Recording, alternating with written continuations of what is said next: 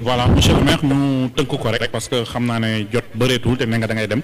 samay question bi ci njëkk mi ngi soxal dialogue bi je pense que ñëpp la intéressé par rapport ak appelu chef de l'état bi la moo ciy sa xalaat di nga ci bokk wala déet ñaareel bi li xew keroog ci forum bi amoon ci wàllum économie solidaire ak sociale ñu gis ci image yoo xam ne camp bi nga bokk nee nañu dañ ko détourné waa présidence ñoo ko jël def ko wàllum politique ma bëgg a xam ba xam gis-gis boobu nga ci am attaques yu bëri topp na ci aussi jóge ci ñi nga bokkal benn camp ñuy leen di wax lu nekk muy yow muy Khalifa Sall Ousmane Sonko démb tamit ci dernière sortie wam wax na que ne am na ñuy rencontrer Macky Sall en silence am na ñu décidé wax na sax kenn koo xam ne nee na ko président Sall nee na ma jugement bu njëkk bi ci affaire Mame Mbaye Niang bi dafa rëcc ndax y avait un juge Pastef maintenant appel d'en rattrapé wu ñu bëri seen xel dem ci yow nga confirmer léegi rencontre bi donc xel daf ciy ñaaw par rapport ak ñetti question yooyu boo ñu ci mënee leeral s'il vous plaît. waaw ñu ngi gërëm ñëpp di sant ñëpp ginnaaw bu ñu sante yàlla bëggoon wax que lu ma fi indi tey du teesante lu ma fi indi tey tamit mooy waxtaan ak mbokk yi xamal askan wi ndax ñu mën a xàmme ak mën a ràññee man lu ma gëm mooy kilifa day am bàmmeelu biir loolu laa gëm parce que ci loolu lañ ma yare ma bëggoon tamit wax ci leer le 26 janvier ci at bi 2023 laa taxaw ci télé bu ñuy woowee Walfadjri ak site internet bu ñuy woowee Seneweb man maa sàkku ci président Macky Sall ñu teg bal à terre woote waxtaan kon waxtaan bi du waxtaan bu Macky Sall woote du dialogue Macky Sall dialogue Barthélémy Diaz la ma bëggoon wax ci leer mooy beneen bi nag ma bëggoon tamit askan bi bàyyi xel ci lu may wax ba ma koy lancé 26 janvier 2023 ak tey presque ñeenti weer na mosu leen dégg benn kilifa ci Yewwi Askan Wi bu fi yëkkati ay kàddu ne ñoom d'accord ñu ci lu Barthélémy Diaz wax kenn ci ñoom waxu ko te ñoom ñëpp am nañ sama numéro téléphone ñoom ñëpp xam nañ que Khalifa Sall mooy suma kilifa bu ma toogal ci conférence des leaders te wax naa lu tax ma woote appel au dialogue dama ne man lu ma gis dalul suma xel parce que benn buum la ak ñaari côté ñaari camp nag ku nekk tey benn côté bañ a bàyyi te ku nekk mi ngi xëcc ku nekk ngi xëcc ñaar rek mën a am kenn ki ëpp doole keneen ki xëcc am ndam mais lu ma gis nii gisuma ndam fii gisuma ndam fële te wax naa ko ci émission yi ma leen te dama am xel ñaar parce que suñu toogulee waxtaan lu ma gis mooy buum bi day dagg te buum bi su daggee ñaari côté yi yëpp ñoom ñaar ñëppay xalangu te ala kulli aal dina am kuy ilif Sénégal te ci suma xalaat bu gàtt kuy ilif Sénégal gisuma ko daal mu doon lu ñuy ku ñuy woyee civil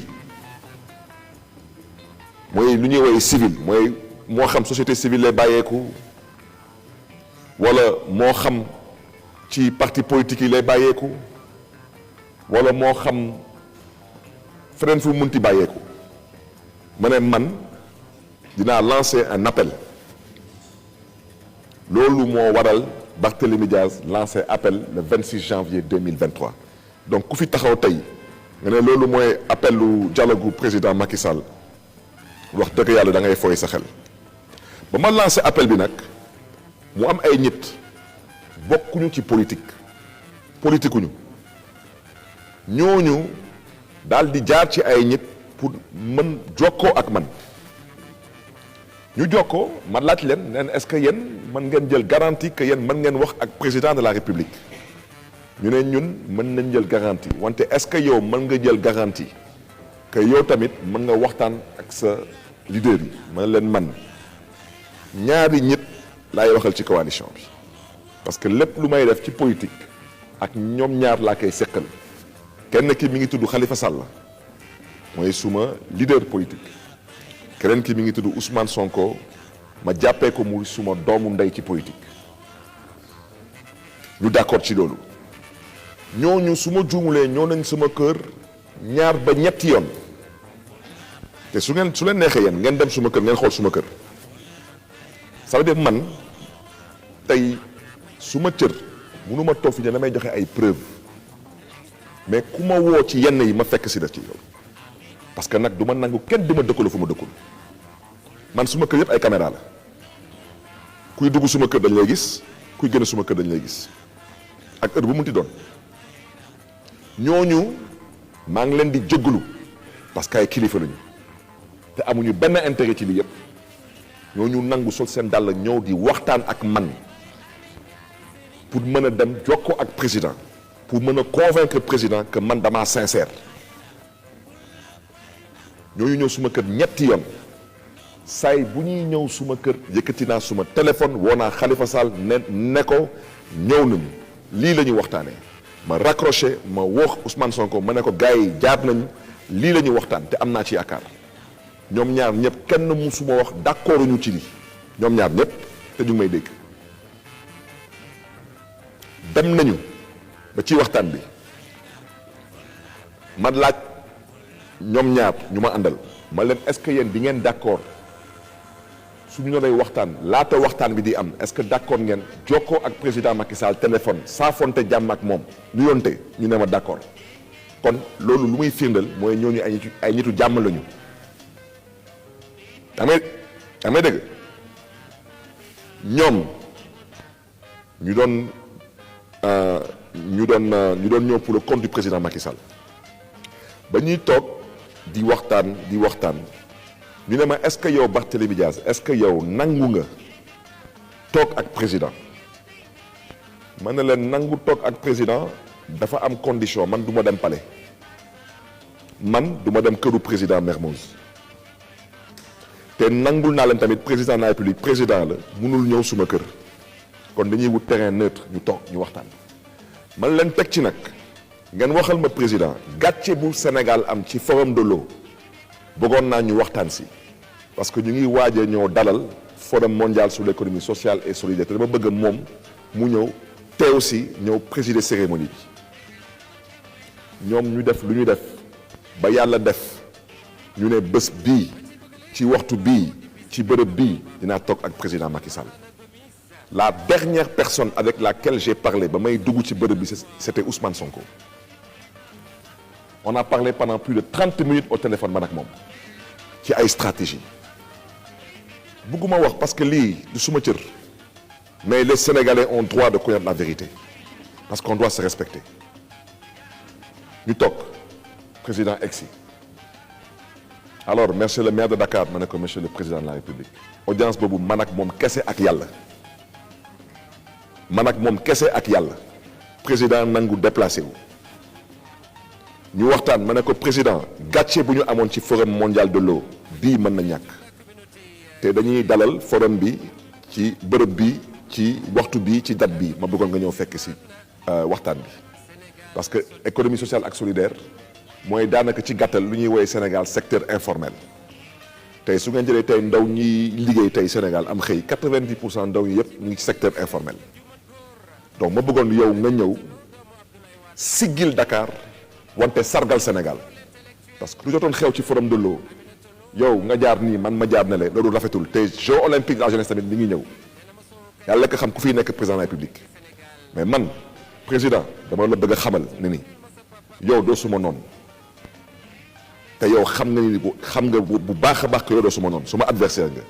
te président àdduna du soppeeku ba man ma ànd ak yow mu ne ma loolu xam naa ko baax ma ne ko président yow ba équipe nationale football gagné coupe d'Afrique da nga ma woo invité ma ñëw mu ne ma loolu am na ma ne ko yow ba ngay inauguré stade Abdoulaye Wade bu bees bi Diamniadio da nga maa invité ma ñëw mu ne ma loolu am na ma ne ko boo may invité 4 avril damay ñëw mu ne ma loolu am na ma ne ko lu tax man su ma la invité yow doo ñëw mu ne ma d'accord dinaa réfléchir ma jëli ma ne ko président damay jël engagement duñ fa yuuxu kenn du politique moo ñu fa yóbbu duñ fa tàccu kenn Sénégal rek dañuy sargal mu ne ma d'accord dinaa réfléchir dinaa la revenir noonu la mbir bi demee ci affaire forum bi ñu commencé nag xuus dugg ci politique ma ne ko président mu ne man naam ma ne ko man duma candidat loolu la yàlla dogal namuma candidat ma ne ko wante dama ànd ak suma mag ñu koy woowee Khalifa Sall te dañ ko jaay doole maa ngi jóglu nag ci kàddu yi mën nga ci bañ a ànd mën na bañ a doon sa xalaat wante dañ ko jaay doole jaare ko ci politique galgal ko bañ a bokk ma bëggoon ñu waxtaanee waat kaawu Khalifa Sall ma ne ko beneen bi tamit mën naa juum maa ngi lay jégalu ci kàddu yi lu la constitution may ci sañ-sañ mooy da ngay organiser élection doo organiser sélection ma ne ko yow doo sélectionneur ñu xaw a sax kaf tuuti ma ne ko te fii wax dëgg yàlla dama gis suma yenn doomu ndey dañ leen di jéem a galgal ma bëggoon ñu waxtaan ci parce que ñoom dañu nar a bokk ma ne ko te président maa ngi jégalu ci kàddu yi nag parce que xam naa doo ci d'accord ak man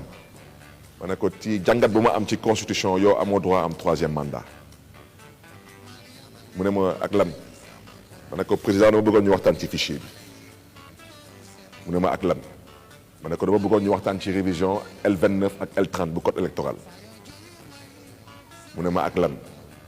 ma ne ko président Sénégal dafa am ay détenus politiques ñu ngi ci kaso yi sàccuñu fenuñu reyuñu kenn amul benn Sénégalais bu leen plainte yow soo jàppee ni amul détenu politique man lu ma jàpp mooy dafa am détenu politique ñu nar ko waxtaanee mu ne ma ak lan ma ne ko président mënuñu nekk saay bu Sénégal amee président bu bees ñuy bëgg a nelawal Sénégalais wala di bëgg a lëndëmal seen xel dañu nar a teg lu ñuy woy clause d'éternité mooy ba illaa yoo midin lii di 2 mandats pour président kenn mënatu ko laalaat mu ne ma ah bon mu ne ma yow xalaat nga sa gars yi dinañ nangu waxtaan ci li yëpp ma ne ko président heure bii nii ginnaaw yow ak man ak ñu ma fi indi ak yàlla ñaari ñi kese képp rek donc ñoo xam ne ni maa ngi toog fi ak yow ba may dugg jot naa leen téléphone te su may gél tamit dinaa leen woo téléphone kenn ki mi ngi tudd Khalifa Sall keneen ki mi ngi tudd Ousmane Sonko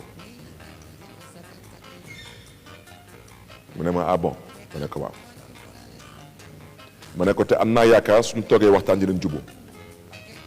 mu ne ma ah bon ma ne ko waaw ma ne ko parce que président lu may gis nii arrangé wu la arrangé wu ma mu ne ma lan nga gis ma ne ko man lu ma gis mooy yow doo bàyyi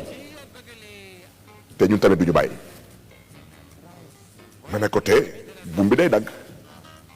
ma ne ma moom nga gis ma ne ko waaw ma ne ko te buum bi su daggee du la arrangé ñun tamit duñu arrangé mu ne ma d'accord kon baax na dinaa ci xalaat ma génn woo ñu may woo wax leen lu mu leen di wax kon su amee ci seen déclaration yi kenn ku njëkk a wax ne que moom sax xalaat ni que gars yi ñu ngi waxtaan ça fait pas sérieux tu es informé en amont pendant et en aval loolu mooy dëgg les Sénégalais nous connaissent moi j'ai 18 ans d'actif sur ma carrière politique j'ai jamais été pris à défaut de déloyauté ou d'infidélité ou de trahison je suis un pur produit de l'opposition politique sénégalaise et je ne suis pas candidat à l'élection présidentielle quel est l'intérêt que j'ai donc tey alors il semble que suma xarit Ousmane mu ne waaw dama ko nekk Macky daf ma nekk benn juge u Pastef moo ko jugé xaw ma lan nag xaw ma nu ma ko waxee mais Ousmane moom xam na ni que su nekkoon juge u Pastef du ko fëgg 200 millions amende moom xam na ko te man lu ma seq ci waxtaan ak président Macky Sall mënuma ko fësal du suma cër lu ma ci noroon wax ak Ousmane Sonko wax naa ko ak Ousmane Sonko féetoo na boor lu ma noroon wax Khalifa Sall wax naa leen ko te ñoom ñaar ñëpp kenn ci ñoom ñaar ils étaient pas opposés au dialogue yow ku dem ba ne la d'accord naa jokko ak kii téléphone ñu saafonte mais kooku savez il est d'accord pour le dialogue je ne vois pas aujourd'hui où se trouve le problème lu tax nit ñi di ñu bëgg a dëkkaloo fu ñu dëkkul di ñu xas di ñu saaga ak di ñu bëgg a mais ak di ñu bëgg a diaboliser ak tamit di bëgg a manipuler askan wi duñ ko nangu non duñ ko nangu ñun duñu ay muuma maa ngi jégalu nag ci kàddu yi parce que muuma moom nattu bu la yàlla teg nit ñi ñun duñu nous avons une bouche pour parler hein une tête pour réfléchir et nous sommes assez courageux pour nous défendre maintenant chacun assumera ses responsabilités du moom la ngay woote on avance en avant rek mais ku nekk assumer ses responsabilités parce que nag nit bu dem ba ne la diw mooy suma candidat diw boobu mi ngi tudd Khalifa Ababacar Sall wante su ko yàlla mayulee affaire ba mu mën a bokk man diw laay jàppale en l'occurrence Ousmane Sonko kooku wàccoo na ak yow man kenn gënuma yellool Sénégal candidat à élection présidentielle. J'ai fait 3 mandats à la mairie de Mermoz Sacré-Cœur, 2 mandats à l'Assemblée nationale, membre du bureau de l'Assemblée nationale, maire de la capitale sénégalaise. te wax dëgg yàlla Sénégal nit ñi mën nañ bañ a ànd ak man wante gëmuma ne ni que gars yi dañ ma jéppi parce que defuma fi lu tax ñu may xeeb yéen su ngeen toogoon depuis le 26 janvier 2023 su ma Ousmane Sonko woon téléphone wala mu jaar suma kër comme il le fait souvent na ma Barth d'accord ma ci dialogue bi je n'aurais pas continué et il le sait su ma Khalifa Sall woon na ma Barth sa appel au dialogue du 26 janvier 2023 ànduma ci du ma xuus ñoom ñaar ñëpp ñu ngi may dégg j'ai fait preuve de fidélité, de loyauté avec eux et de transparence. Donc qu'est-ce qui se passe balaa may dee mu am ay nit jóg tey ne duñu dem ci dialogue bi su leen neexee wante ñoom dafa am lu ñu fàtte wax askanu Sénégal lu ñu fàtte wax askanu Sénégal mooy su amee élection suba ñoom dañuy bokk wante du ñu fàtte wax askanu Sénégal mooy su amee élection suba kii di Khalifa Ababacar Sall du bokk ma yokk ci nag lu ñu fàtte wax Sénégal mooy ñoom lan lañu jot a def ci pexe moo xam ci doxalin moo xam ci lu munti doon pour que Khalifa Sall mën a bokk mais loolu tamit dañuy il faut qu'on se respecte tey Sénégal nu ko Sénégalais noonu déggee noonu la mbir bi tëddee man inventé wu ma dara dafa am ay nit ñu ne ñoom pour ñu nekk candidat élection président ñoom jaral na leen lépp lu ñu am ci nguur gi moo xam ay poste ministre moo xam ay poste institution ñu delloo lépp Macky Sall pour nekk candidat ñun musuñu commenter loolu parce que seen droit la ñu nangul leen ko mu am ñeneen man du ma inventé man dama leen di wax lu fi am mu am ñeneen ñu ne ñoom pour ñu nekk candidat ñoom jaral na leen ay centaine de bakken di rot Sénégal te ne seen yaay juraat man xasuma kenn mais loolu la ñu wax ñoom loolu moom daf leen ko jaral ñu nangul leen ko waa ñu ne ñun njabootu Khalifa Sall ñun ci suñu xalaat bu gàtt ñun pour ñu nekk candidat ñun d'accord nañ dem dialogue politique pour waxtaanee suñu candidature ak waxtaanee tamit nu Sénégal noree dem ci élection yi pour mën ci dugg ci jàmm ak salaam gën ci jàmm ak salaam ay nit nag nekk loolu ala kulli àll duñ ci ànd bëgg ñu dëkkaloo fu ñu dëkkul ak di ñu saaga mais ñooñu dañuy fooy seen xel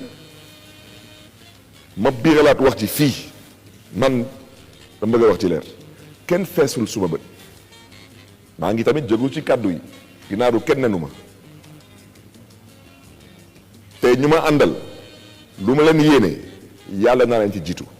dama leen di laaj man tey Sénégal lan moo may teree nekk tey candidat élection président lan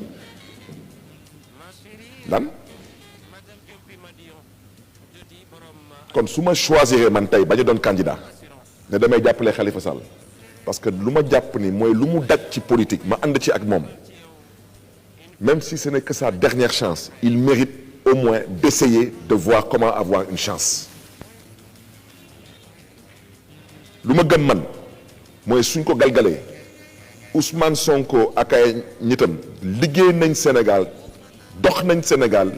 wax nañ Sénégal jëf nañ Sénégal lu tax man noonu naa leen mën a jàppale parce que dama leen ko yéene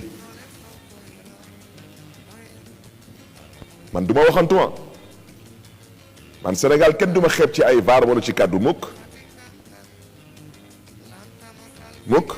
alors je ne répondrai pas à certaines personnes parce que dama dégg fi ay nit ñu ne lan ñu ne su ma duggee mairie de Dakar ginnaaw yàlla diw moo tax ma nekk maire de Dakar waaw yàlla baax na élection dina dellu si waat dama ne kuy wër ndaanaan soo egsee fii di nga xam ne yaa ngi soog a laal ndaanaan Ablaye Wade moo fi nekkoon président du Sénégal ñu dugg fii mairie de Dakar mu metti woon lool parce que Ablaye Wade garmi la woon ñu gagné mairie de Dakar ñun ba ñuy gagné mairie de Dakar ñu ci bëri tey ci ñuy wax tey nii ils étaient pas dans la politique amuñu woon tur amuñu woon sant ci politique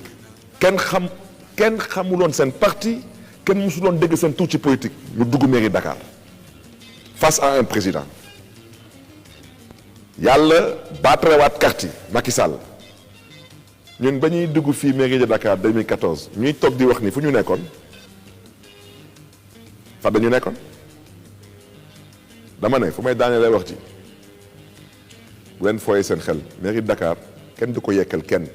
mairie de Dakar état la kenn du yekkal état kenn dama ne su nit ñi amoon candidat su nit ñi amoon profil xëccoo mairie de Dakar ni ñëpp. C'est la première fois dans l'histoire politique du Sénégal que ñuy fal maire au suffrage universel direct Dakar naam jël nañ Yewwi Askan bi dugal ko seen biir xol wante dama ne Dakar bu ñuy fal Barthélémy Diaz xamoon nañ bu baax a baax que ñu ngi fal naanaan fa laa yem ci wax ci te man bëgguma teesante ak kenn parce que du suma cër wante lu ëpp tuuru ci ay wax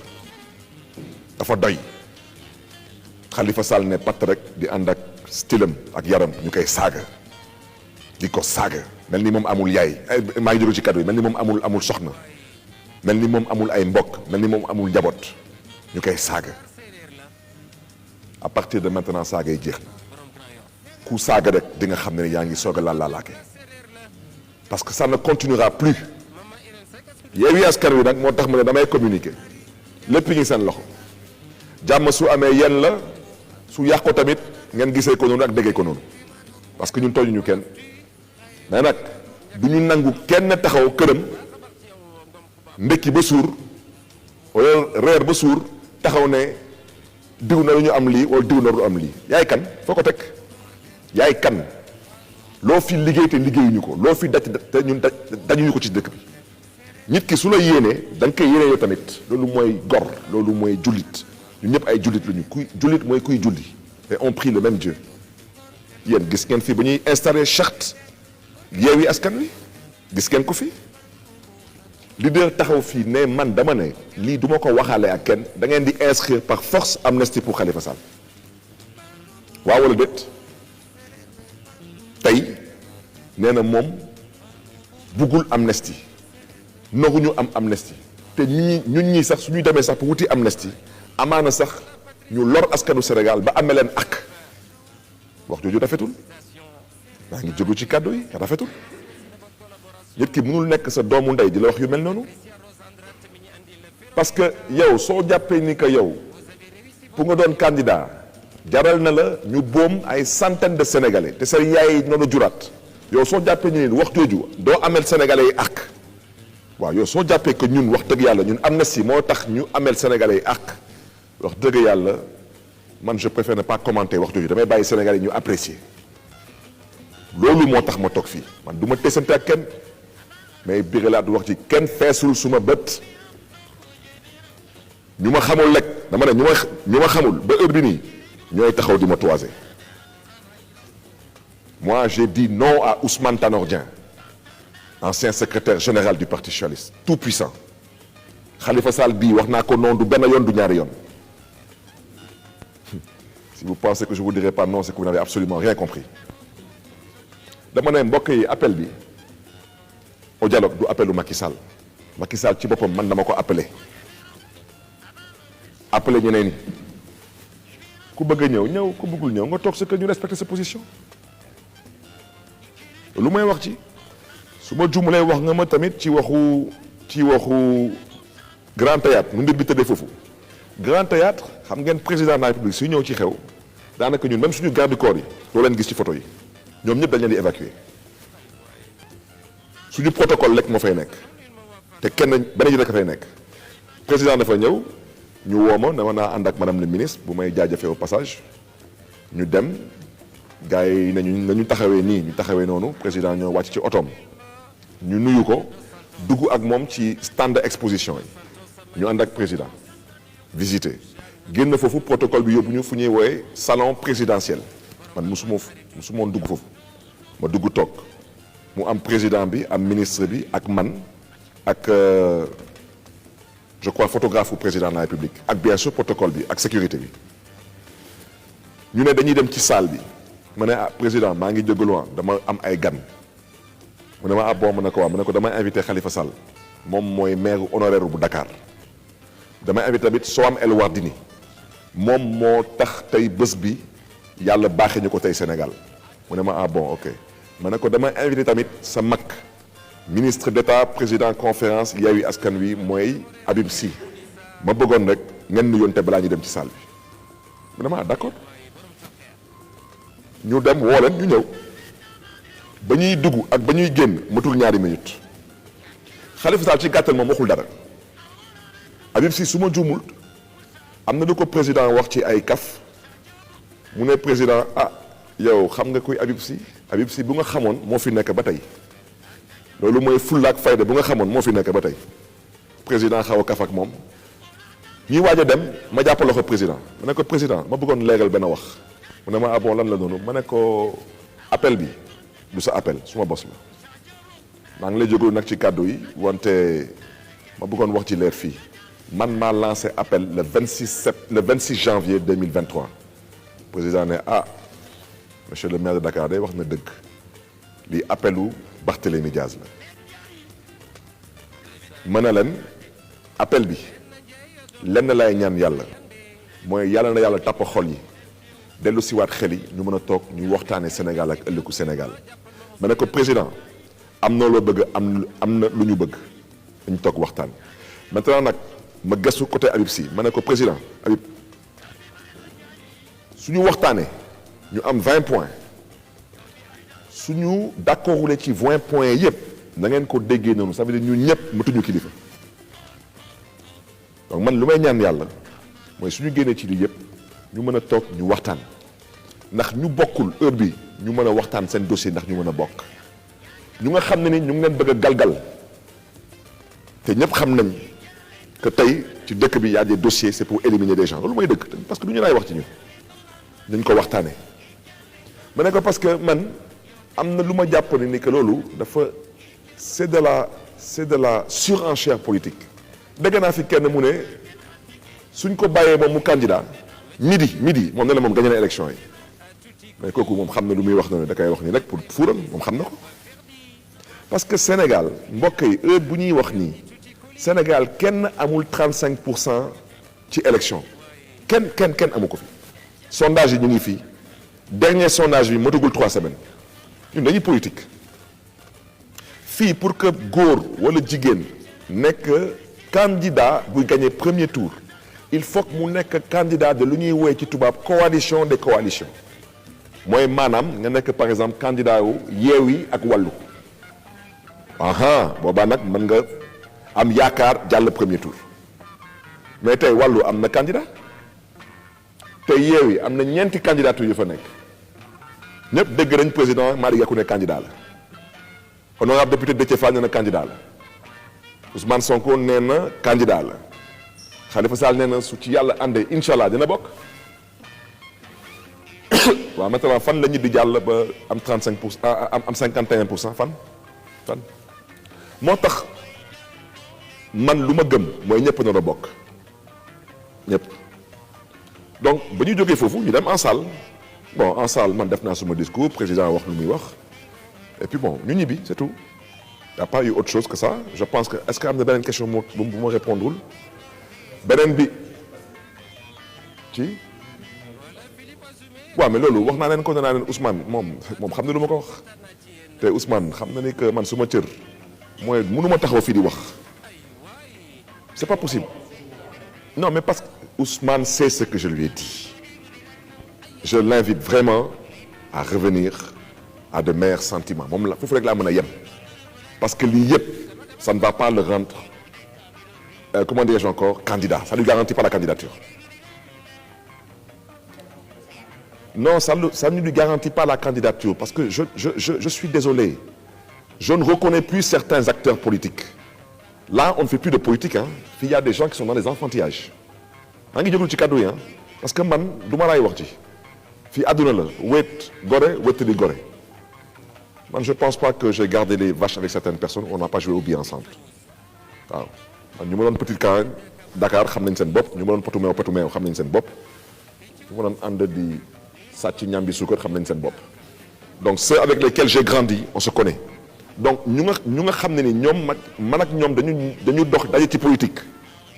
il faut seulement qu'on apprenne à se respecter parce qu'il y a des choses ñun rus nañu di ko wax ci ay nit wala di ko teg seen kaw der à partir de maintenant à partir d'aujourd'hui na ko ñëpp déggee noonu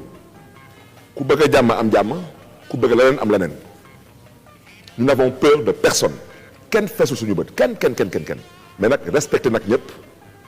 parce que Sénégal moo ñu ñor tey soo taxawee di wax yenn yow xam nga ni que waxu politique dafa am yow naka la nit di bokkee sa parti te état yëgu ko naka la nit di bokkee sa parti te état di ko jox sa dossier naka la nit di bokkee sa parti di la amende di la alamande 200 millions il faut qu'on se respecte te lu ma waxante ak président Macky Sall pour que mu nangu ñëw ci invitation bi du ma ko fësal mais wax jox naa leen des éléments d'appréciation lu ma jot a wax ak président Macky Sall pour mu nangu le principe du dialogue mënu ma wax lépp mais lu ma mën a wax na ko askan bi déggee noonu président Macky Sall nangu na toog ñu waxtaan te wax naa ko Khalifa Sall du son noon Ousmane Sonko du son noon te ñoom ñëpp d'accord jokkoo téléphone alors subitement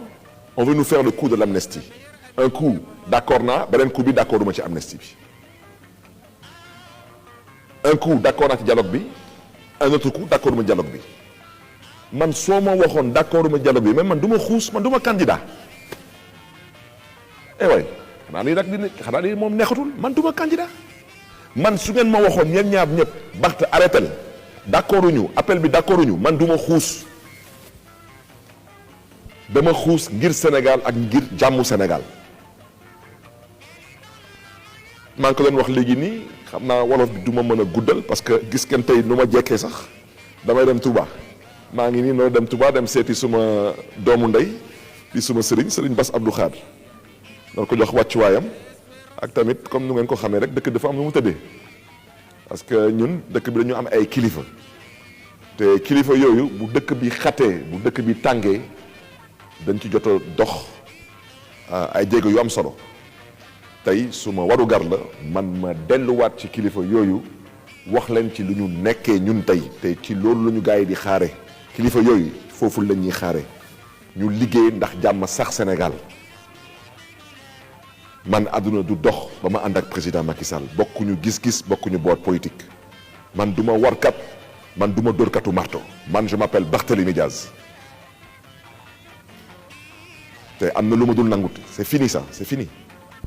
munoo ànd ak nit boole ko ci lépp mais yow nit bu ngay woo 1h du matin mais parce que yaa ngi koy yëgal ci lu nga nekk kooku franchement amoo loo koy nëpp te nit ki su la waxoon jamono yooyu d'accorduma nga ne ko kon nag comme d'accord ma arrêté janvier laa wax 26 janvier 2023 il y a presque 4 mois laa lancé appel kenn amul benn leader yéen ay journaliste ngeen sénégalais ñu ngi may dégg amul benn leader politique bu woo Barthélémy Diaz wala woo leader politique bu Barthélémy Diaz wala taxaw ne ñoom d'accord ñu ci appel bu Barthélémy Diaz une fois de plus c'est l'appel de Barthélémy Diaz na ngeen ma ko nangul ba tax nag su ngeen bëggulee jàmm mais bëggu leen jàmm ñu déggee ko noonu mais man Barthélémy Diaz gëm naa ni que jàmm mën nañ ci am ndam mën nañ ci jaar ba am ndam man moom laa gëm maintenant nag suñu waxtaanee suñu biir du ñu déggoo man président Macky Sall ci boppam wax naa ko ma ne ko président boobu baax da ngay xam ne boote sa njaboot teg ñun tamit ñu xam ni ñuy boote suñu bos ma ne ko parce que président ñun am na ay points on ne sera jamais d'accord du ñu mës a d'accord ci sa 3e mandat duñ ci mës a d'accord du ñu mës a d'accord ci ngay bëgg a éliminer ay nit du ñu mës a d'accord ci ñu nga jot a éliminer ba pare te tey nga bañ leen may affaire ñu mën a bokkaat ma ne ko lu ci des yëpp ay waxu ay dialogue ay waxu ay fichier électoral ay révision article L29 article L30 yooyu ay détails la mën nañ ci d'accord wante président man lu ma gën a ñor dama bëgg a dalal sa xel nga xam ne ni gaañ yi ñoo ko seqal ay ndaanaan lañu ay nitu jàmm lañu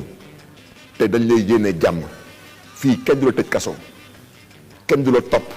kenn du la sonal ku ci bëggul bokk bul bokk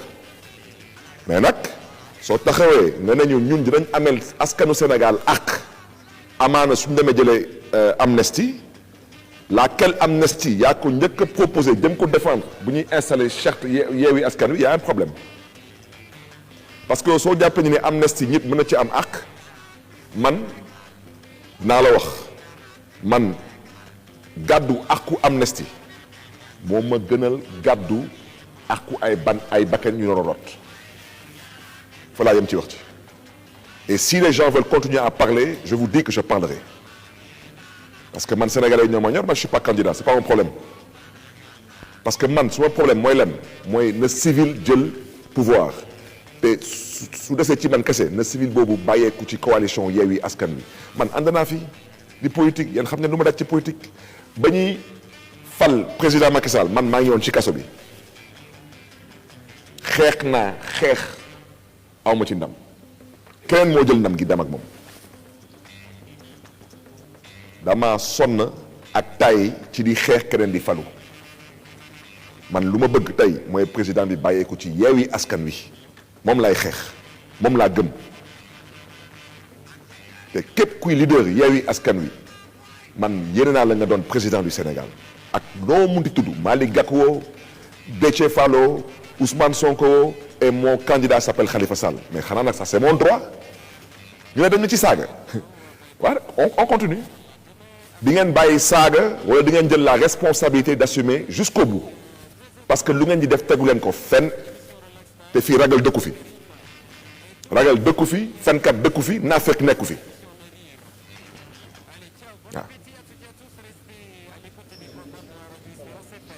waaw. amoon naa rek 3 questions monsieur le maire pour ñu tënk ko question bu njëkk bi mooy yow da nga amoon image bu sénégalais amoon si yow mooy nit ku tàng souvent sax ñu ne Barthélemy dafa bëri histoire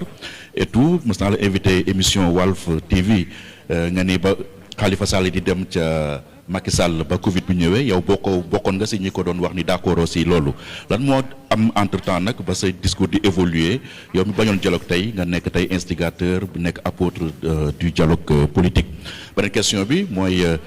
cour suprême war na addu ci fan yii di ñëw ci sa procès en appel ci mbirum Ndiaga Diouf loolu peine bi bu ñu ko confirmer mën nga ñàkk sa poste ca assemblée nationale et même probablement ca mairie bu Dakar même si nee nga d'accord ci loolu est-ce que loolu aussi également épée de Damoclès boobu bokkul ci li la gën a pousser tey nga bëgg toog négocier ak li nga xam ne mooy président de la République maanaam ngeen dialoguer. beneen question bi mooy dama gis ni sa discours dafa évoluer ci wàllum 3e mandat sànq nee nga ba nga jàkkaarloo ak président nee nga ko carrément amul droit 3e mandat mais bu ñu yéegee ci ginnaaw ci benn entretien télévisé boo defoon nee nga président Macky Sall am na droit def 3e mandat lan moo waral sa discours évoluer ci question mandat bi merci. dinaa commencer foo ko daanelee mon cher Pierre d'abord man du ma juriste man su ma neexee ne man juum naa ci mbiru question ou constitution parce que man du ma juriste man ba may wax lu may wax ci référendum la woon ma ne Sénégalais yi da ngeen wotee non te tey am naa dëgg ci kaw Sénégalais yi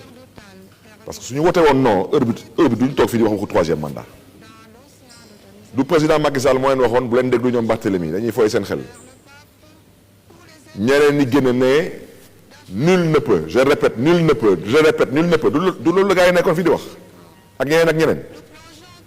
man leen su ngeen ko defee di ngeen mere ku leen deful dara suba tey la preuve mi ngi nii beneen bi mooy ba may wax lu may wax aw ma woon information qui consistait à dire parce que loolu juriste moom moo ko mujjee wax. mu ne ma monsieur le maire lu ngeen di wax yëpp amul solo ma ne ko lu tax mu ne ma monsieur le maire président Macky Sall moom moo leen gën a xam ne amul droit 3e mandat ma ne ko lu tax mu ne ma parce que président Macky Sall moom xam na bu baax a baax que ba président Abdoulaye Wade di falu 2000 constitution bu mu fi fekkoon bu muy ñëw 2000 limité wuloon mandat yi à 2 donc moom constitution bu bees bu mu voté woon 2001 moom xam na que lu tubaab di woowee la loi n'est pas rétroactive. donc constitution 2001 moom day commencer compter premier mandat bi bu président Abdoulaye Wade bi yëkkati loxoom pour la première fois te bu mu koy def 2000 la woon donc constitution 2001 moom mi ngi considérer premier mandat Abdoulaye Wade 2007 moo tax ba Abdoulaye Wade di xëccoo ak ñun ñu ne ko amoo droit mu ne am naa droit ñoom ñu ne Abdoulaye Wade am na droit parce que constitution 2001 bi day compter mandat 2007 ak éventuellement mandat 2012. mu ne ma wante monsieur le maire mu ne ko naam mu ne mais Macky Sall bu muy ñëw fii moom mi ngi fi fekk si fii constitution bu fi Abdoulaye Wade bàyyi woon te constitution boobu limité na déjà mandat yi à 2 te président deful constitution bu bees ma ne ko ah bon mu ne ma déedéet mu ne ma révision de la constitution lay def ci 16 points kon moom lu mu fi fekkoon mooy lu fi Abdoulaye Wade wote woon ci 2001 te moom la fi fekk bi muy ñëw 2012 nee na ma lu constitution boobu waxoon ci limitation des mandats moom constitution bu mu laalaat moom la waxaat ci limitation des mandats te constitution lu mu jàppee mandat mooy prestation de serment kon ñaata yoon le président Macky Sall yëkkati loxoom ma ne ko ah professeur ba waxuma njaaxum mu ne ma ah mais ku nekk yem ci xam-xamam mu ne ma yow waxu politique nga xam bàyyi ñëwaat waxu élection ma ne ko ah kon wax ngeen dëgg donc ci côté boobu noonu laa bëggee Sénégalais yi déggee ko noonu te si j'ai induit des Sénégalais en erreur maa ngi leen di jéggalu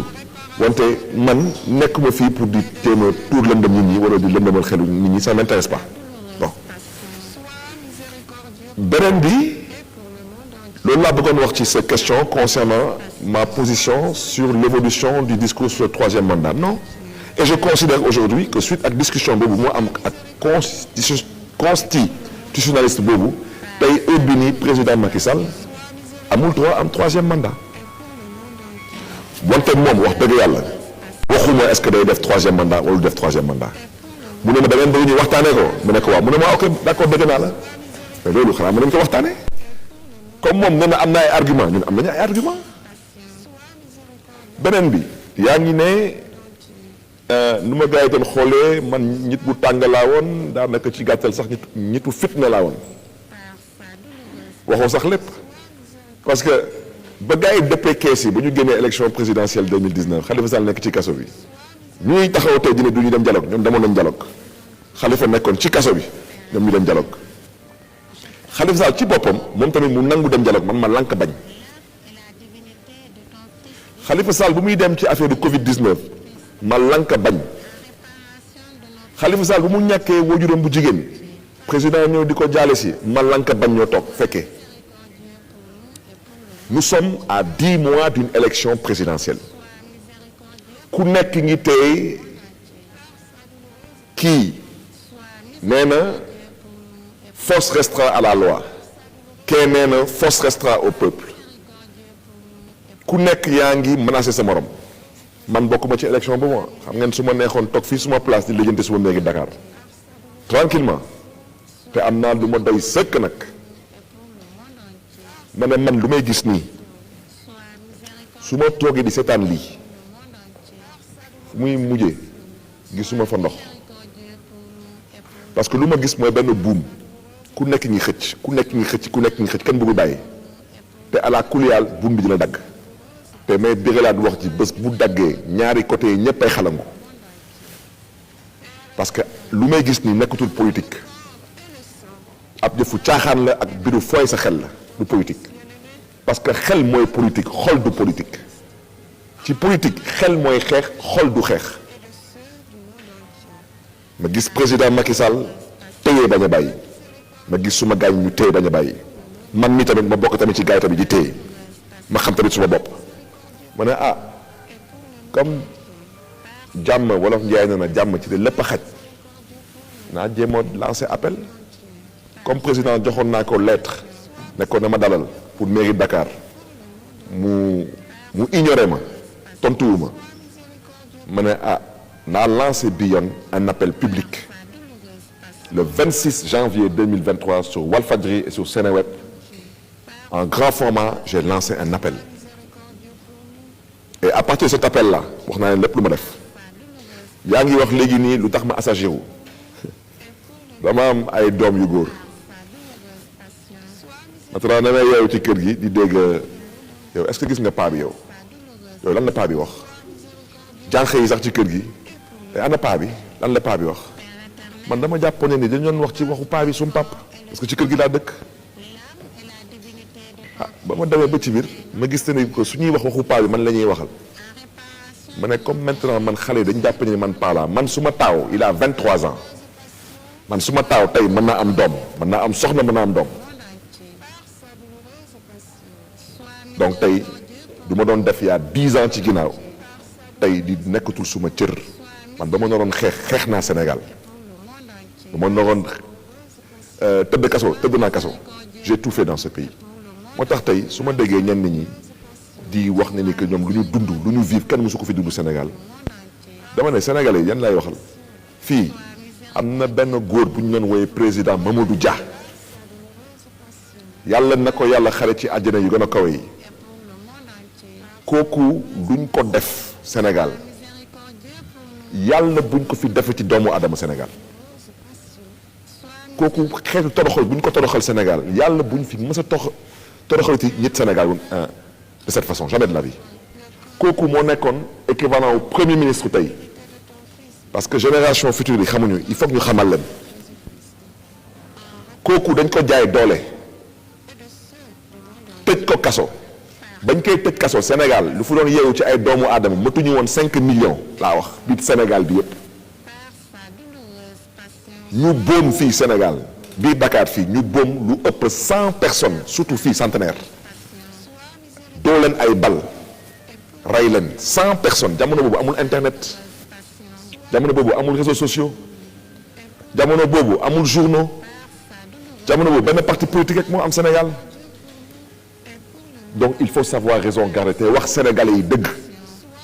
l'homme qui a le plus souffert au Sénégal s'appelle Mamadou Dia tëdd kaso 12 ans génn ñàkk ay bëtam il est mort aveugle kooku lu mu daj pour Sénégal yàlla bu kenn ci ñun yàlla bu ko kenn daj pour le Sénégal respectons les Sénégalais ku nekk ci ñun fii xeexal nga Sénégal ci lu nga mën ak ci lu nga xam loolu mooy dëgg beneen bi yaa ngi may posé la première question c'était Ndiaga Diouf ah waaw mais Pierre mais yow Pierre yow yaa gën a xam ne man dañ may condamné tu le sais yow xam nga ne dañ may condamné Pierre mais parce que Pierre Sénégal wax nañ ko justice bi wax dëgg yàlla justice bi kenn amatu ci yaakaar kenn amatu ci yaakaar tey posture Ousmane Sonko du ma ko commenter dama ko respecter c'est son droit man mënuma xas kenn kuy jóg tey ne man daw ma wuy yi tribunal man ñaata yoon lañ ma convoqué fi ma ne man ñëw yéen xam ngeen ci dara fekk ngeen lépp yéen da ngeen fekkee démb ak bërki démb Sénégal bi dara beesu fi fii gars yi ñooy fay seen xel rek dara beesu fi fii tey am na benn candidat su amee élection suba moom day bokk mais apparemment ci lu ñuy gis ñun parce que ñun ay acteurs politiques lañu yéen ay observateurs politiques ngeen yéen xam ngeen bu baax que ñu ngi koy jéem a galgal dara beesu fi xanaa Khalifa Sall kenn galgal ko fi lu tax ñu galgal Khalifa Sall parce que lu sondage yi waxoon mooy su bokkoon élection présidentielle 2019 amoon na lambay ñaaw kon fii dara beesu fi mais Khalifa Sall bañ koy toroxal tëj ko ci kaso bi fokkati ay mandaam musul salit musul saaga kenn musul xas kenn musul gaaruwaale kenn teg ci nag képp ku bëggoon doon candidat musul xas sa candidature képp ku fi campagne musul a xas teg ci nag tëdd kaso ay ñëpp ñëw di ko fekk si ci kaso bi di sàkku ci moom son soutien Khalifa Sall a été digne jusqu'au bout Khalifa Sall mérité wul tey duñ koy teg te dama ne dañu dul toogati di ko seetaan yéen bi ci kanam waaw lu bët dañ dem rek ma ñëw dans l'affaire Ndiaga Diouf non dans l'affaire de Ndiaga Diouf ma ñëw dans l'affaire Ndiaga Diouf dañ ma jugé première instance man leen da ngeen ne ma jaay doole damay appel ñu ne ma Barth bu appel parce que gaañee ñoom bëgguñu appel na nga ko yemale fii man leen su ngeen ma condamné woon benn fan ak ma fay dërëm laa wax dërëm à l'amende damay appel ma dem appel gars yi jaayat ma doole waaw ku la jaay doole première instance jaay la doole appel mais dina la jaay doole cassation xam naa président Macky Sall sax xam naa dafa xaw a jaaxle quoi parce que xam naa il doit se poser la question lu tax Barth waxul ci waxu dossier Ndiaga Diouf parce que kippeewuma ko dunduma ko man xam naa defuma dara maintenant nag dinañ ma condamné loolu ñëpp xam nañ ko man xam naa dinañ ma condamné les conséquences dinaa perte suma mandat député xam naa ko wante man assemblée bu nga xam ne ni man xam naa ni que fii ak at dañ koy tas man nga dàq ma ci assemblée bi ak ñàkk ma dàq ci assemblée bi man loolu yëngalu ma wante fii mairie Dakar dama bëgg dalal seen xel parce que wolof Njaay nee na saay-saay waxul dëgg wante mi ngi jéem a yàq xel xalaat xol ak yéene wax leen ak bépp avocat je vous invite à aller consulter maître Demba Ciré Bathily et maître au besoin Cheikh Khouré Siba je resterai maire de Dakar et ce n'est pas un souhait que je dis ce n'est pas une opinion c'est le code de procédure pénale je ne serai pas déchu de mon mandat de maire ils vous donneront les éléments d'appréciation j'ai répondu à tout il reste encore ouais waaw ci wolof toujours waaw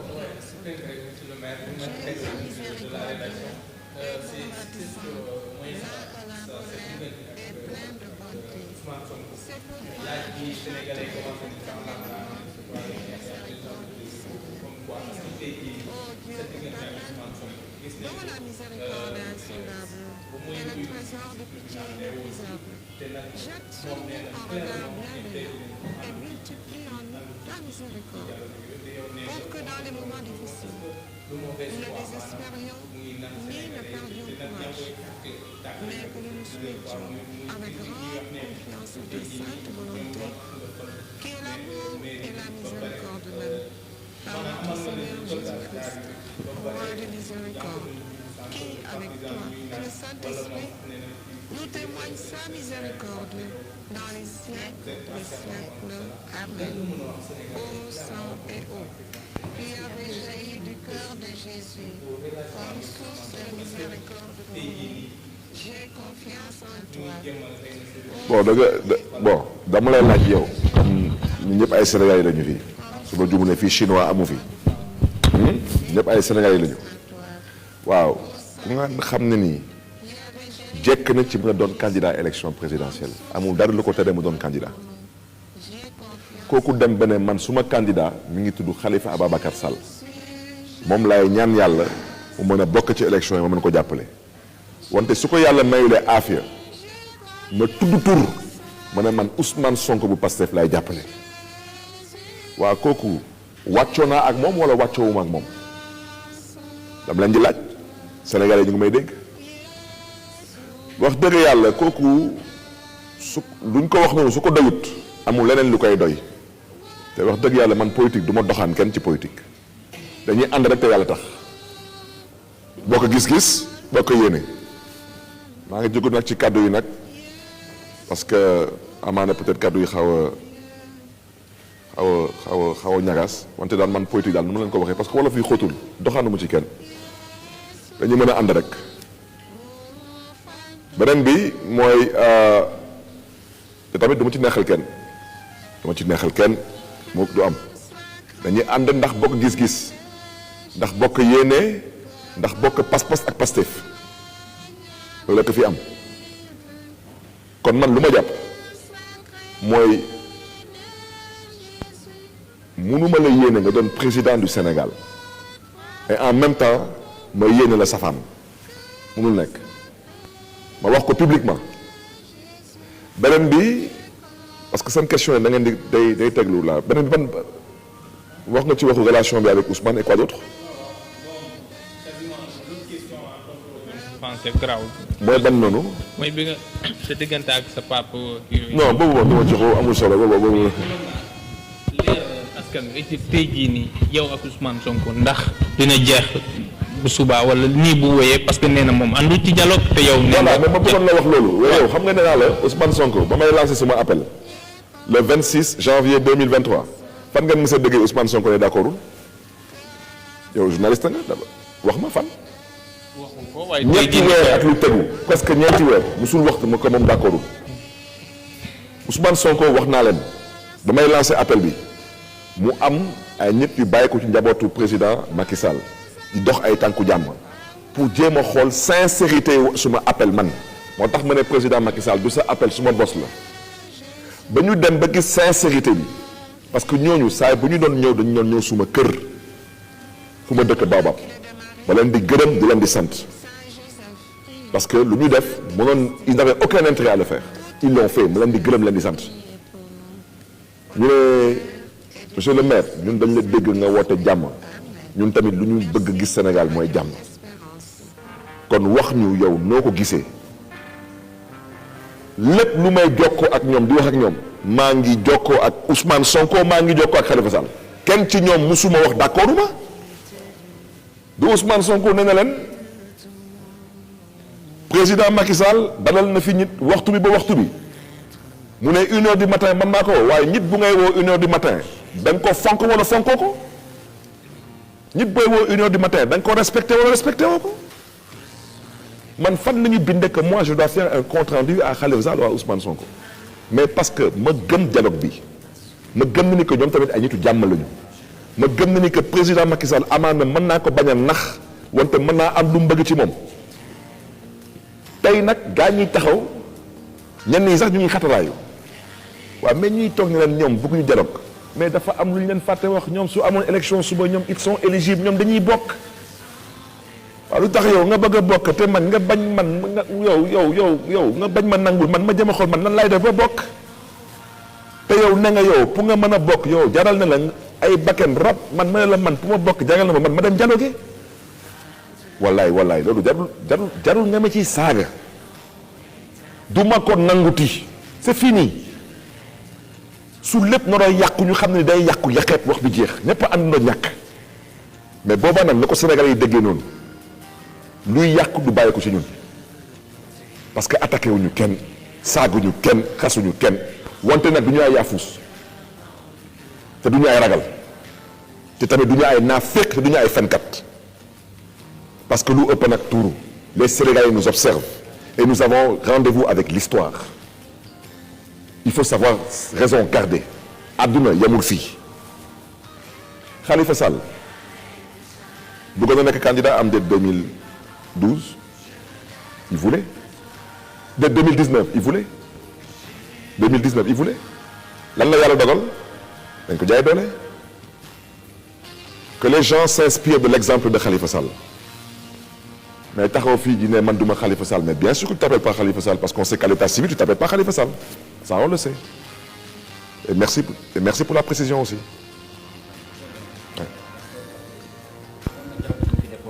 waaye ñoom dañoo amoon na dialogue bu ñu fi defoon ñoom dañoo jàpp ni tout ça pour ça lañ ko tuddee tey jii nga ñëw wax ni dañoo war a defaat beneen dialogue ñoom ñi ngi wax ni moom Macky Sall président Macky Sall da leen di lalal ay ndigg sërëx yoo xam ni buñ ca demee mën nañ ci am lu leen ci lor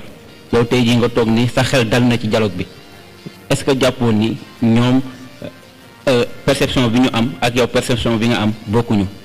parce que ñoom dañoo jàpp ni ndigg sërëx lañ leen lalal ci dialogue bi. non lan moo war a dalal sa xel ba nga mais ñoom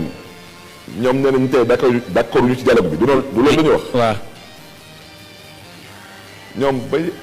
ñuy dëpp kees bi ci élection président 2019 ba ñuy dem dialogue ba ñuy dem di dialogue président di dialogue ak présidence fan la Khalifa Sall nekkoon du ci kaso bi waaw lan lañ fa jëlee dem dialogue bi dara parce que à l'époque déjà j'avais dit le dialogue n'était pas sincère on cherchait à valider un hold-up électoral ñoom ñu dem parce que ci ñoom amoon na danaa ko wax fii tey dafa amoon ñu jàpp ni day am gouvernement d'ouverture ñu am ci ay postes de ministre loolu mooy dëgg ñun tey dialogue bu ñuy woote xaaruñu gouvernement union wutuñu ministre namuñu dara dañu bëgg a waxtaan mën a dalal xelu président Macky Sall te waxuma dama am yaakaar ci dialogue bi dama ne man lancé naa un appel au dialogue ba ma koy lancé personne ne s'est opposé man Barthélémy Dias je suis assez audible et visible dans ce pays damay joxe exemple le 26 janvier 2023 su ma waxoon damay laajte rek su ma waxoon ñun d'accord nañ pour que président Macky Sall def 3e mandat est-ce que xalaat ngeen une seconde que waa Yewwi Askan Wi dañu ne muut dama leen di laaj rek yéen journalistes yi askan wi may leen di laaj su ma waxoon le 26 janvier 2023 Macky Sall am na droit am 3e mandat te ñun waa Yewwi Askan Wi dañu ci doon ànd est-ce que xalaat ngeen ni que waa Yewwi Askan Wi dañuy noppi di toog di ma seetaan vous allez réagir Donc moi, le 26 janvier 2023, j'ai lancé un appel au dialogue. Personne ne s'est opposé. Et ceux qui s'opposent aujourd'hui, je le répète, ils sont éligibles. On n'est pas éligible. Et ceux qui s'opposent aujourd'hui, je le répète, mënuñu leen wax lan la ñu dox wala wax wala jëf pour que Khalifa Sall bokk ci élection yi. lu tax ñoom kese ñoom képp ñoom rek ñoom dong mel ni ñun bokkuñu si affaire bi ñu commencé bëgg ñu la leneen ah. léegi d'accord ci ñetteelu mandat bi ndax tey jii xel nangu na ku bokkul ci élection yi maanaam d'accord ci ñetteelu mandat bi ñuy wax kooku war naa war a woote dialogue. comprendre ma question bi nga ne. ma ne ndax tey xel nangu na. koo xamante ni nee nañu warut a bokk ci élection yi ñu dëgmal ndax kooku war naa war a woote ay dialogue pour waxtaan ci tolluwaay réew mi. waaw mais yow man mbëgg a wax ci leer. Khalifa Sall même su ma bëggoon ànd ak moom tey ne ko kaay ñu génn ci mbedd bi na ay bakken root dinañ doon candidat dama ko xam dina ma ne bëggatuma doon candidat. Khalifa Sall ba mu nekk ci kaso bi il n'a posé aucun acte pour soi-disant ñu génne ko bañ kay te dem doon candidat ba muy génn kaso bi il n'a posé aucun acte pour forcer quoi que ce soit lu tax tey ngeen bëgg ko bañal moom mu mën a dem vers un dialogue waaw yéen maintenant yéen ñuy taxaw di nekk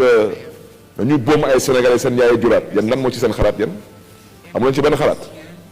yow est-ce que yow dina nangu yow sa doom dem ñu boom ko xam lay laaj yow. mais ñoom waxewoon nga noonu de. non déet xam nga ñun ñu ngi ci dëkk bi dëkkuñu Chine ñun fi dañu dëkk lu gars yi di wax ñu ngi koy dégg am ay nopp nag mën a dégg taxuñu wa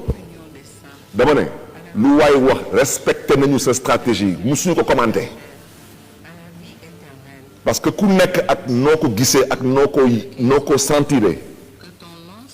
yow ne nga noonu nga fas yéene résister nangul nañ la ko wante ñun nee nañu ñun dañuy résister wante ñun gëm nañ ko dialogue mën na indil dara Sénégal ñuy taxaw tey di nekk Khalifa Sall amul dara su demee élection du am dara Khalifa Sall bu muy commencé di politique ñuy nekk fi yëpp di wax kenn ci ñoom ci dugguloon Khalifa Sall a 50 ans d'actif politique faut respecter les gens lu parti socialiste liggéey biir Sénégal nga taxaw ne socialiste yi amuñu fi dara nañu tëgg élection yi ngeen xool politique du làmmiñ politique jëf la il faut qu'on se comprenne lu Khalifa di am lu Khalifa dul am yoonu kenn newu ci may la ñu rek ñu bokk ci élection yi di ngeen xam ne ay ndaanaan ñi ngi soog ñoo bokk ci élection yi da ngeen foog ne ñun dañuy dem élection rek pour lan pour figuration nekk mu neex nag fooyee xelam man su ma neexee tey fëgg su ma dënn ne leen man su ma bokkee élection premier tour damay gagné su ma neexee wax ko mais nag am na ñuy wax di jëf man waxoon naa ne su ma demee élection 19h30 naa ngi jublé def naa ko su ma baat ci kaw dama ne fii pour nga doon président du Sénégal premier tour daanaka foog nga nekk yow candidat wu lu ñuy woowee coalition des coalitions maanaam nga doon par exemple candidat wu Yewwi ak Wallu fii ñuy wax ñëpp dañuy fural rek kenn amu fi 35%. fii moom élection à la coulière second tour mars moo tax ñuy taxaw fii tey je les invite à ne pas insulter l'avenir parce que du ñu xam fan la ñuy soxla am ay voix il faut qu'on apprenne à se respecter à se tolérer à s'apprécier fii àdduna la lii du dara ay poste dara président de la république lii àdduna la te man je vous l'ai déjà dit lu ma lancé appel kenn ci ñoom musu ci opposé wu lu gars yi di dem di dikk yëpp yëgal naa leen ñoom ñëpp ci lu ma nekk kenn ci ñoom musu ma ne Barth arrêtel d'accord uma yow ku dem benn la Barth la gën na 1h du matin woo ma mais parce que d'accord na ci lu mu doon dox parce que moom jox naa ko cër bu toll nii su ma waxoon dès le début lii d'accord uma ci lii sentiruma ko du ma ci xuus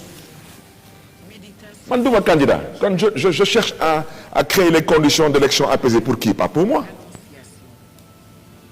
Man nga condamné ma dossier Ndiaga Diouf c'est pas mon problème man bokkuma élection c'est pas mon problème donc man comprendre ma lu tax autant d'excitation d'agitation autant d'émotion et de passion pourquoi? Qui est-ce qu'on cherche à manipuler ici? Qui est-ce qu'on cherche à endormir ici? te am na lu ma dul toog di ko seetaan parce que mi ngi commencé bëgg a ñuroo leneen et je vous ai dit ñëwuma fi tey pour teesante dama ñëw fi pour wax ak askan bi jox leen ma part de vérité man askanu Sénégal yàlla may na leen xel te yàlla may na leen dégg-dégg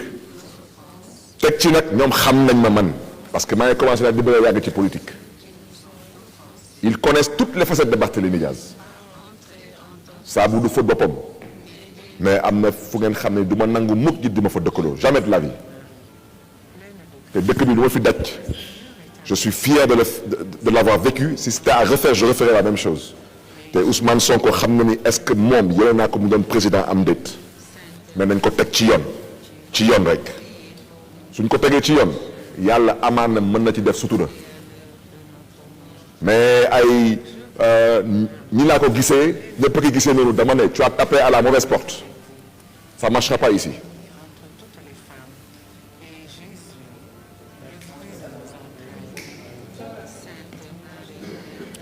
mon cher Bour.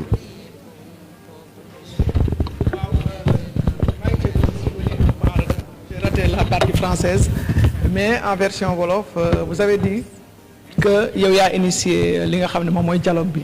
li ma bëgg a xam mooy est-ce que vous avez confiance au président Macky Sall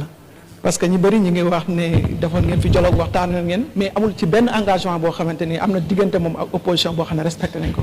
est-ce que d'abord vous avez l'engagement du président Macky Sall que li nga xamante ni boo leen di demee dialogue di ngeen ko moom président Macky Sall après mën na ko appliquer ñaareel bi c'est la première fois et puis c'est un peu étonnant que da ngay gis nañ ci conférence de presse vous avez attaqué froidement à votre frère comme vous avez l'habitude de l'appeler le président Ousmane Sonko est-ce que c'est le début d'un kii de séparation wala de guerre par presse interposée. Bour dinaa commencer foo daanale Bour man attaqué wu ma kenn Bour je parle avec les Sénégalais parce que temps yi ñu bëri ñu ngi wax ñu leen di bàyyi ñuy wax di wax ci réseaux sociaux yi ñu bëgg a dëkkaloo fu ñu dëkkul am na wala amul j'ai décidé de donner ma part de vérité aux Sénégalais les Sénégalais ont entendu tous les sons de cloche gaañ yi suñu bëggee ñu continuer di wax ma topp leen ci loolu tamit et si les gens passent au niveau des preuves chacun apportera les preuves qu'il a te je pense qu'on n'arrivera pas là parce que c'est comme si on cherche à manipuler le peuple sénégalais pour tirer la couverture d'un côté mën naa juum mais c'est le sentiment que j'ai et c'est le sentiment que l'écrasante majorité des militants et des sympathisants de Taxawu Sénégal ont ils considèrent que ñu ko seqal ils n'ont pas du tout été élégants tey dugal ci réseaux sociaux yi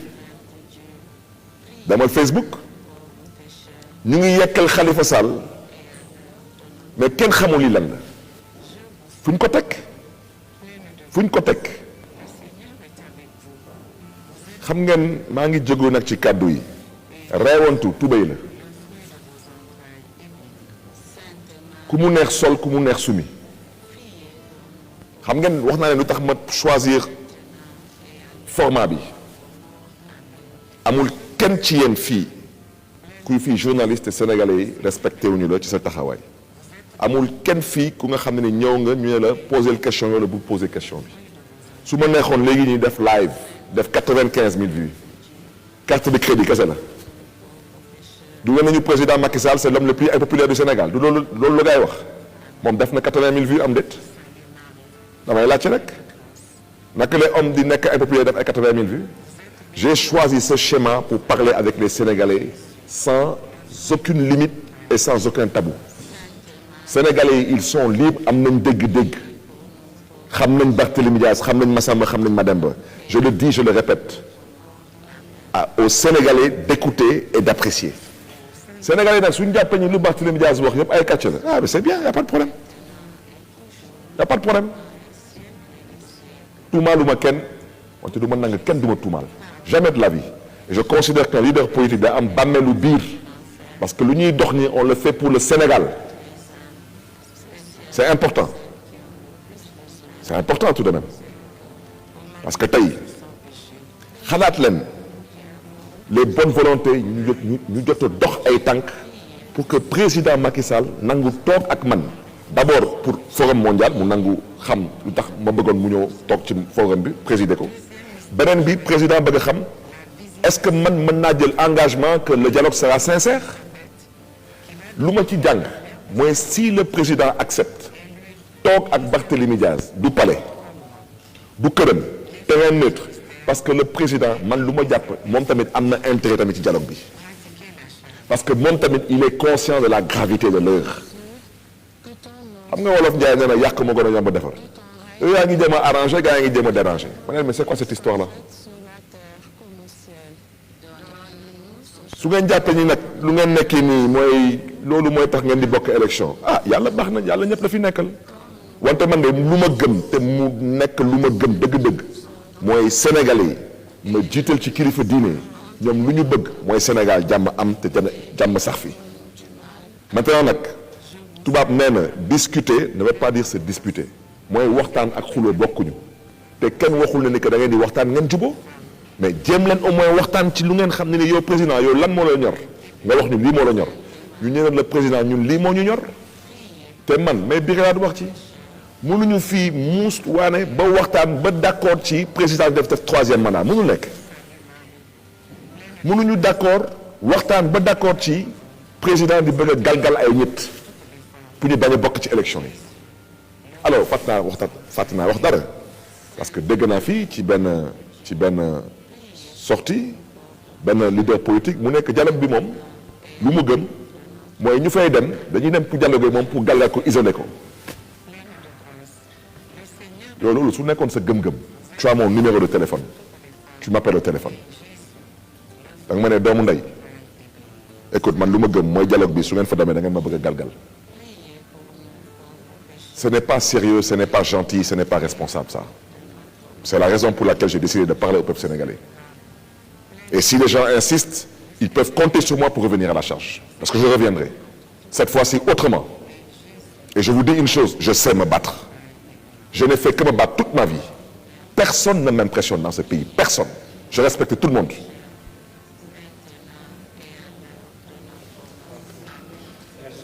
ngeen may ma nag ma gërëm leen sant leen